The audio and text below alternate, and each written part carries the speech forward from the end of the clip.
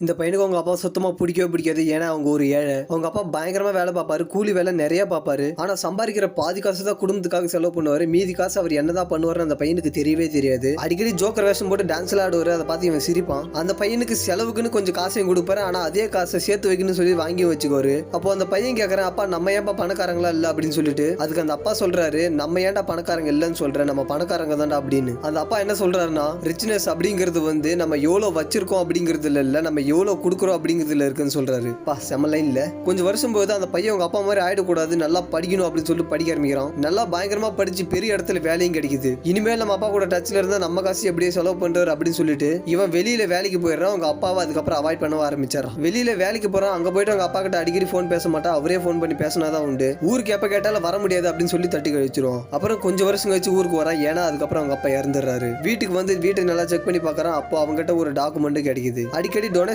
பண்ண மாதிரி அந்த டாக்குமெண்ட் இருக்குது. அதுல இருக்கிற கான்டாக்ட் நம்பருக்கு போன் பண்ணி அங்க நேர்லயும் போறான். அங்க போய் பார்த்ததுக்கு அப்புறம் தெரியுது அது சின்ன பசங்க இருக்கிற ஊனமுற்றோர் முகாம்னு. அங்க ஒருத்தர் அவன் மீட் பண்றான். இந்த சேர்ல உட்காந்துருக்க பையன் அவர் ரொம்ப நாளா தெரிஞ்ச மாதிரி வரவேற்கிறான். அதுக்கு இவனு என்ன எப்படி உங்களுக்கு தெரியும் அப்படின்னு கேட்கும்போது உங்க அப்பாவை பத்தி நிறைய சொல்லிருக்காரு அப்படின்னு சொல்றான். உடனே உட்காந்துருக்க பையன் அவங்க அப்பா பத்தி சொல்ல ஆரம்பிக்கிறான். அவரு ரொம்ப நல்லவர், அவர் மாதிரி யாருமே கிடையாது, எங்களுக்காக நிறைய ஹெல்ப் பண்ணிருக்காரு, உன்ன மாதிரி நாங்களும் அவரை மிஸ் பண்றோம் அப்படின்னு. அதுக்கப்புறம் வந்திருக்கிற அவங்கிட்ட ஒரு அவார்டையும் வந்து கொடுக்குறாங்க.